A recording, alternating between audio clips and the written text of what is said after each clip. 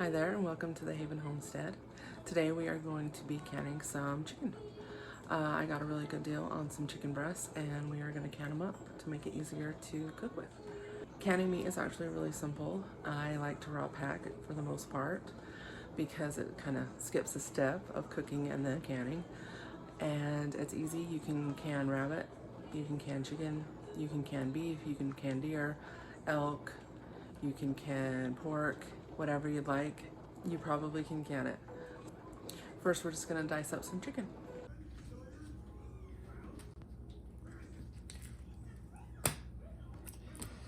All right, so first all you need to do is cut your chicken up into chunks. And they don't have to be exact. You just want them to be around about an inch square.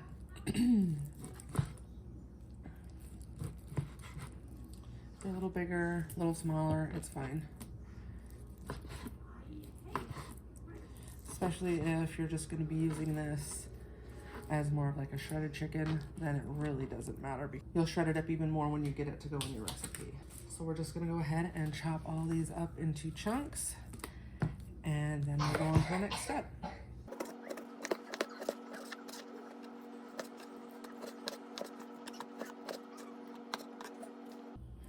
Now I am raw packing, which means I am not going to cook this chicken in any way before I put it in the jar.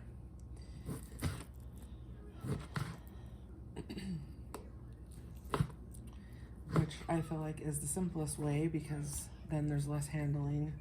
You just get them in the jars, pressure can them, and they're done. You don't have to do the double cook.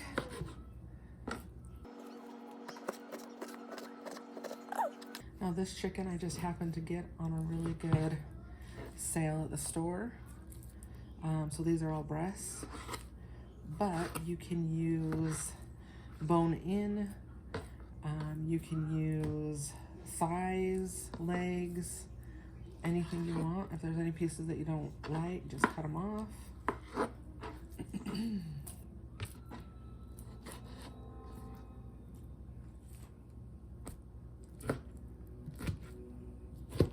And this recipe is out of the Home Preserving Ball Book.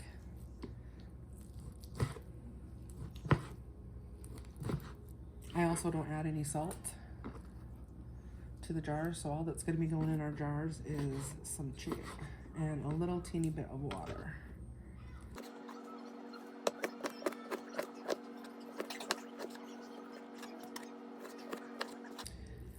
Chicken is a low acid food, so we will be pressure canning this. And I'm going to be doing it in pint jars. And it doesn't matter if you use regular mouth or wide mouth. I'm using wide mouth. They are easier. The hunks of chicken is easier to get in and out of the wide mouth. But if all you have is regular, it works just fine. And it won't change anything about the recipe or the time.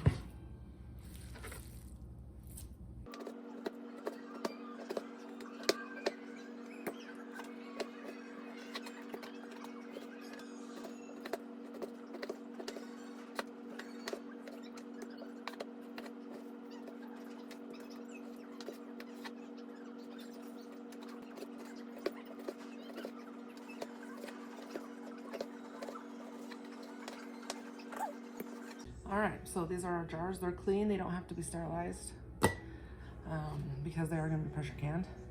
And then what you do is you just fill your jars with that chopped chicken. And I like to put just a teeny bit of water, about 2 tablespoons, in the bottom of my jars.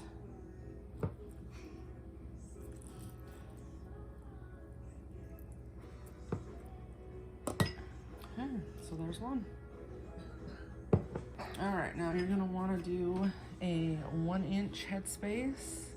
And you want it to be a generous 1 inch. That looks good.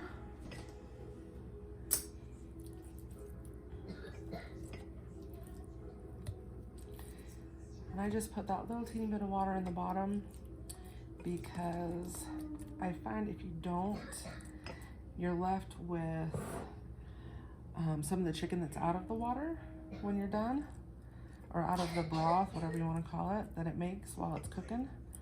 And it won't harm the chicken, it just discolors it. It's just not as pretty. And so I do like to put just that tiniest bit of water in there.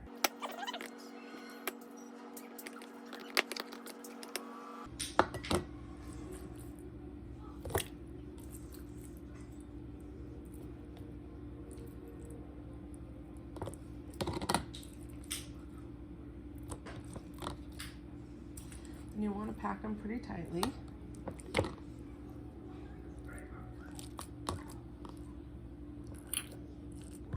Now, as you can tell, it is very much easier to get in these wide mouth jars to pack them in and just put the pieces in and of itself than if it was the smaller regular mouth jars. So that's the only difference between using one or the other.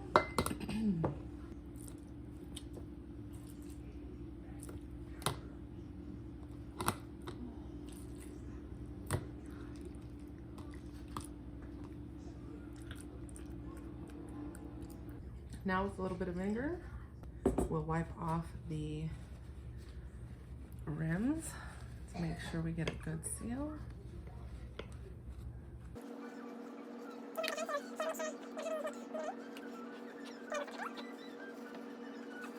Then we put on our lids and rings. So you used to have to simmer your lids to get the rubber gasket soft. And that's actually something you're technically don't have to do that anymore. But I still like to at least let them sit in really hot water while I'm getting everything ready so they're nice and soft. And then you just tighten them finger tight.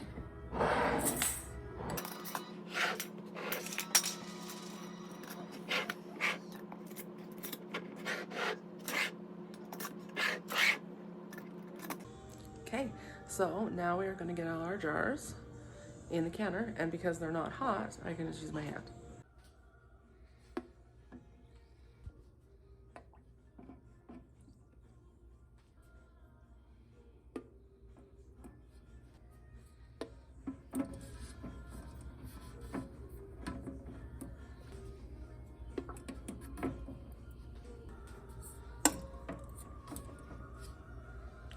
Now my presso canner that I have is big enough.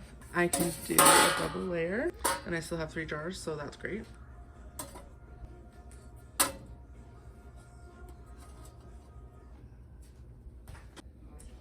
Alright, so we get our lid on, shut it tight. And then we will turn it up high and get it steaming right here. And once it's steaming, we will vent it for 10 minutes. Okay, hopefully you can see this, but it is venting. Let's say it's kind of hard to see, but we can. Anyway, it is venting, even if you can't see it very well on camera. And we are going to go ahead and get our timer set, and it's going to go for 10 minutes.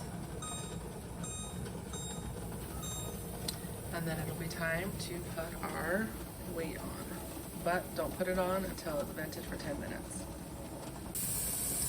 Okay, so it's been 10 minutes of venting, so we will go ahead and put on our gauge, and then we're going to wait for it to come up to pressure, which for my elevation is 15 pounds. But I'm actually not using a dial gauge, I'm using a jiggler, so this gauge is 15 pounds. And so when it actually starts rocking steadily, it is at pressure, and I can start my time, which for boneless, raw pack chicken in a pint is 75 minutes. And you may notice back here, it's not quite sealed itself yet. As pressure builds with the weight on, it will seal. And I'll show you that as well. So we're not jiggling yet, but I just wanted to show you as the pressure grew, it pushed that all the way up, and now it's not bubbling out anymore. We've still got a little ways to go. It's not even starting to bubble yet. If you're using a jiggler, you're not supposed to go off of your pressure gauge at all. But I do like to look at it in terms of which direction the pressure is going, especially when I'm trying to adjust the pressure to keep it at the right jiggle, just to see if it's trending up or down. Okay, so there is our happy little dance. And we are ready to put our timer for 75 minutes, which is what pints of boneless chicken are proper for.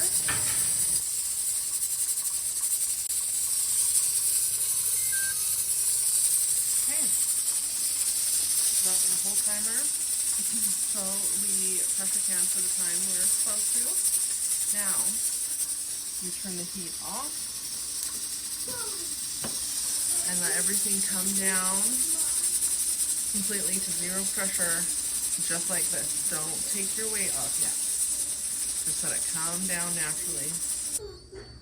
And how you know that your pressure is still up is this will actually fall flat when your pressure has fallen all the way.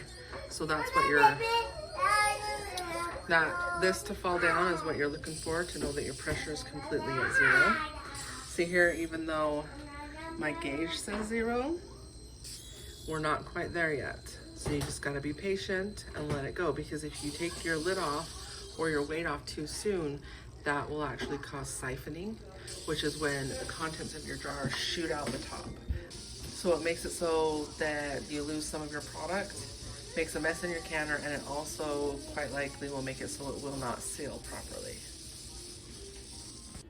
All right, so our pressure valve has fallen, which means that the pressure is at zero. So we are going to go ahead and take off our weighted gauge and then let it sit for 5 minutes. After the 5 minutes, then I am going to go ahead and open it, but leave the lid on. Go another 10 minutes and then take it off and take my jars out.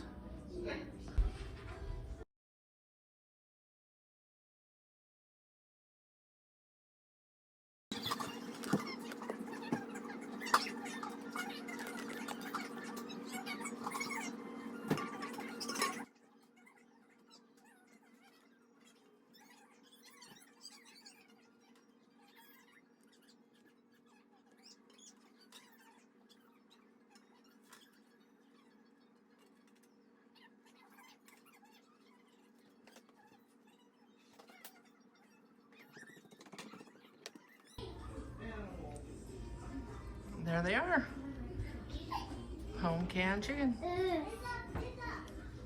Now we will go ahead and let these cool overnight, and then they will be ready to be labeled and put downstairs. If you like this video, please like, subscribe, and share, and we will see you next time.